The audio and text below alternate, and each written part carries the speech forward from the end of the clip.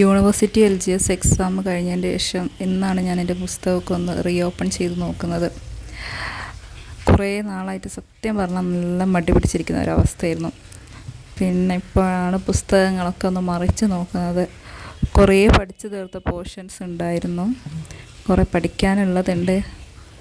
സത്യം പറഞ്ഞാൽ പഠിച്ചതൊക്കെ നോക്കുന്ന സമയത്ത് ഇപ്പം ഒന്നും ഓർമ്മയില്ലാത്തൊരവസ്ഥയാണ്.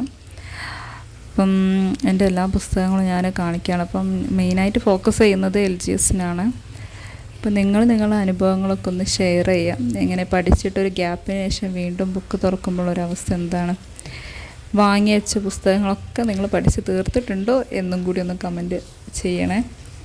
അപ്പം ഈ റാങ്ക് ഫയൽ ഞാൻ ഏകദേശമൊക്കെ കംപ്ലീറ്റ് ചെയ്തതായിരുന്നു.